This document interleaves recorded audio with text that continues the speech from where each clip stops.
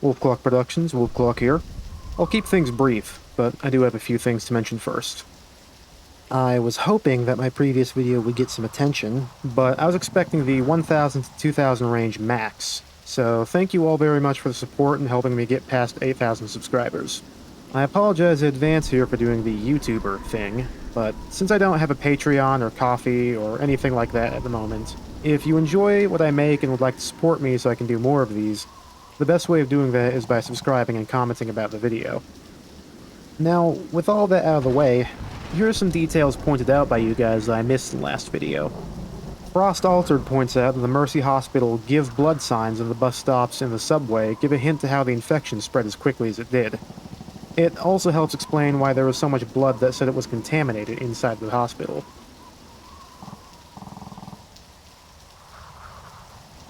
Something pretty major that I missed in the third level that a number of people have pointed out is that you can actually see News Chopper 5 touch down the rooftop every so often, meaning that there are, in fact, other survivors that are taking a similar route to Mercy Hospital as your group.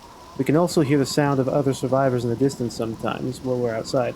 This is also audible in several other campaigns, and something very interesting about it is how, the further we progress through the storyline, the less frequently we can hear distant gunfire. It really helps give the sense of how bleak things are in this world, and how quickly the survivor population is dwindling. Fate Assassin Z52 and Quintessential Walrus point out that the number scene at the safe house in the Mercy Hospital lobby is a part of multiple achievements between Left 4 Dead 1 and 2, as well as an inside joke with some other zombie games. Finally, Eiling pointed out that the "or pets" part of the poster from the top of Mercy Hospital wasn't referring to being infected by animals, but that someone's pets could be in danger if an owner gets infected. I'm not sure how I missed this one. I must have just been thinking the opposite way. Thank you to everyone giving the level a second pass. I'm sure there will probably be a few in the next one that I'll also need to have pointed out to me. Now, this brings us to the second campaign chronologically, Crash Course. Despite taking place immediately after No Mercy, Crash Course was actually a DLC campaign that was not included in the first release of the game, meaning it was consequently one of the last ones to be added. Starting right off next to where players spawn, we see what's left of the helicopter pilot from News Chopper 5. Zoe insists that he was turning, but when we look at the model itself, he doesn't have the same kinds of eyes as the infected tend to. It's probably just a detail that the developers suspected no one would be looking for, but it's kind of funny to think that the pilot just started coughing and Zoe immediately said that he was a zombie and shot him dead.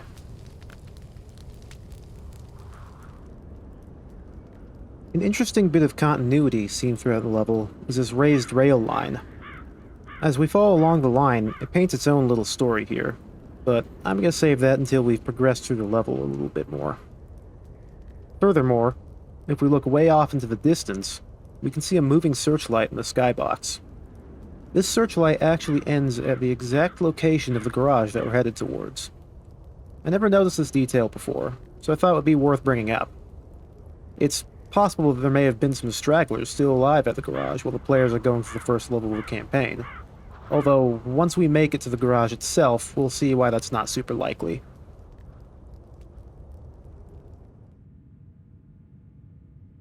Something that gets used frequently in these levels to imply a larger world scale is somewhat shoddily barricaded doors. There are a few of them in this campaign, and they imply that there were other survivors who came through here that barricaded up the doors that they thought would have infected on the other side. They also could have been barricaded when the infection first started. I noticed that in the first level, almost every pre-placed body is of an army man.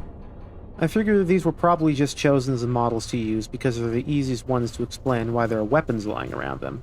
One can argue whether or not it's realistic that a soldier would have a homemade pipe bomb on his person rather than actual grenades, though.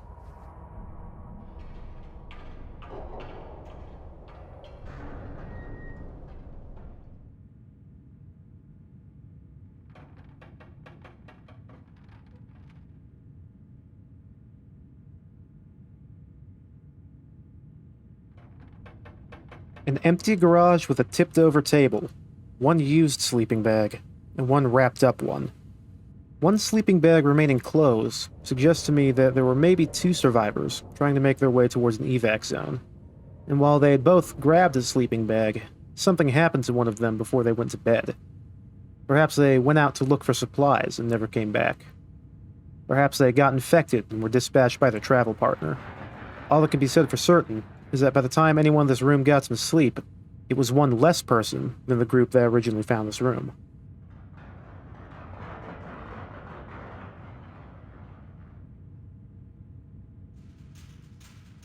This warehouse has 3 bloodstains, but only 2 bodies in it. It makes one wonder whether the missing body is the one responsible for the other 2 bodies in the building. It's possible that whoever was up against the wall here was seemingly bleeding out, and the other 2 looked away from them. As it turns out, the bleeding out was actually succumbing to the infection, hence why the other 2 were dead on the ground as well.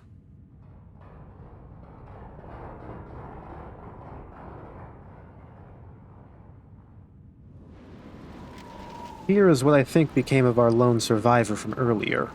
There's a good chance that, on his way over, after losing his travel partner, a horde attacked this guy. It's worth noting that there's almost always a weapon that spawns next to his body. This is actually the first time that I've loaded into this map without there being a weapon right next to him. Given his normal-looking eyes, and the fact that he's not a zombie, there's a chance that this guy was another immune. As long as I'm over here, I can also point out the trains from the start of the level. Or rather, trains plural. It seems like what must have happened here was that there were 2 trains going in opposite directions, which somehow had a head-on collision, scattering train cars everywhere. On the other side of the underpass, we can see the locomotive for one of the trains dangling down. We can also see from this blockade that the military were definitely here in Whitney County, likely attempting to hold the line on the way to Riverside.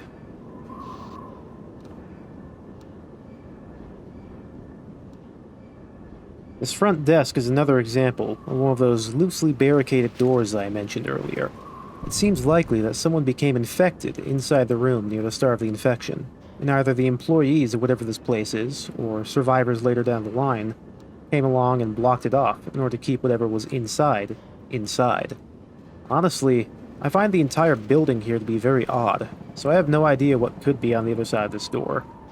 I'd love to hear more thoughts on these kinds of doors, so if anybody has any ideas or theories, feel free to share them in the comments. To help further the idea that our group of survivors keep showing up to places just a little bit after the main wave of evacuees, I've realized that every single car except for one is going across the bridge towards Riverside. Since we know that Riverside is the most recent evacuation site, the fact that all these people were leaving in such a hurry to reach it that they were driving on both sides of the road, it means that Whitney County likely was only evacuated a matter of days ago.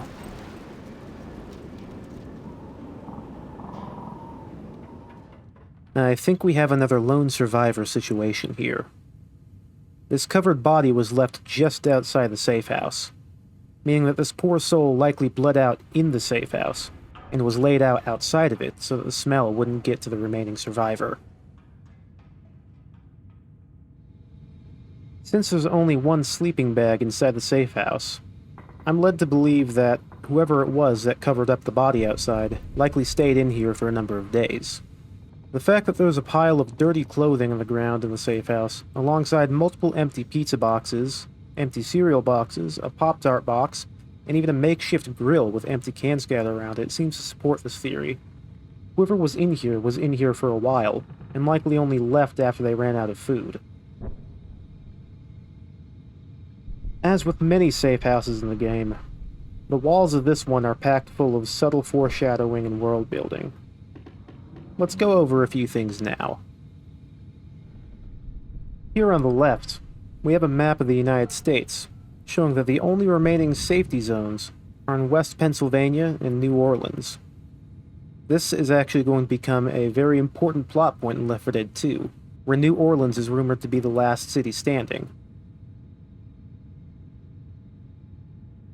Over to the right, we have a map full of evac sites, with the last remaining one being Riverside First Church, and including Mercy Hospital furthest to the right. Not only does this give us a hint at where the survivors are going, but I find it really interesting how there's only one piece of graffiti over here from Susie, saying that she's gone to church. We'll have to revisit this when I do an episode on Death Toll, but I have a feeling that this message could be a nod to the fate of the church guy.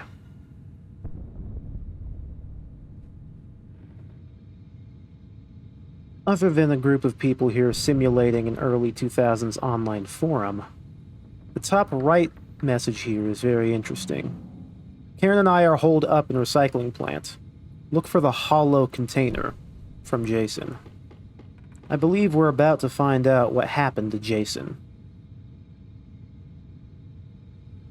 Finally, to finish out the safe house, looking at this message on the wall to Peter here gives the players a motivation for the rest of the campaign as to where they should be going. But who exactly is the Peter in question? I suspect that this person on the ground here is probably the Peter in question. There are a few other bodies in this map, but one of them is the Jason that we saw who wrote that message on the last map, and the others are likely the friends that were telling him to get to the garage. This sorry soul here appears to be the same Jason that wrote that message on the wall in the safe house. I can hardly imagine how this managed to happen. Here we have the upper half of his body. Despite the blood streaks, there's no lower half nearby. However, it is accounted for on the map, and it's actually in the place that gives us a hint to who this person was. Here is the lower half of the ill-fated Jason, sticking out of a sleeping bag on the other side of the building, the very same container that he had mentioned. I don't really have an answer for as to how this came to be, other than that maybe a zombie tore off his legs and then ran back here with them.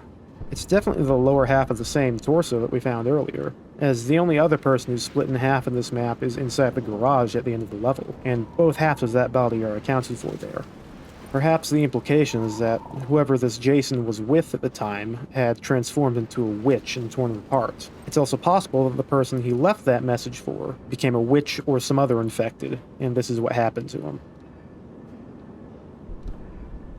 Something that I've noticed in multiple different places in this campaign are pools of blood with no body on top or nearby them. I think these are an effective way of implying that there have been people here that have gotten infected, turned, and then got up and wandered away in the horde. It's also possible that these were survivors who bled out before their friends moved and buried them.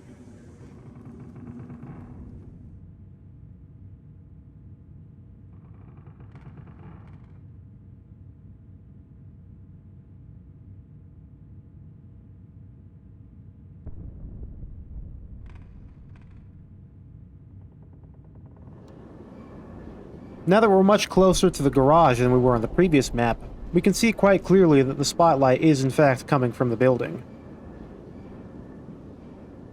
Getting close to the garage, we can see that whoever was working on the truck had spent quite a long time doing it, as there are defenses here clearly made by people who were planning to be here for days.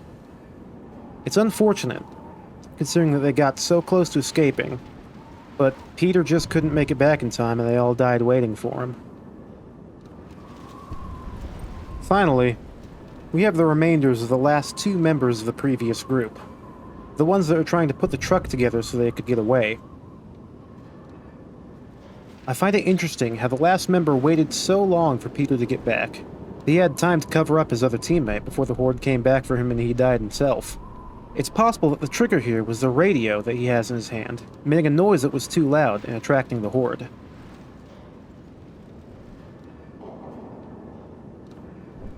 That's just about everything that I was able to find at Crash Course. It's one of the shortest campaigns in the game, so I'm sure that most of the other ones will have more than this video did. Hopefully, I'll have the chance to do a few more of these before the new year. But in the very least, I can probably get out some ambient versions of these videos before then. Once again, thank you all very much for the recent support. And like I mentioned earlier, if there's anything that I missed, or any suggestions that you have about these videos, I'd be happy to hear about them in the comments. As always, I have been Wolfclock. I will see you all in the next video, whenever it may be, and thank you for watching.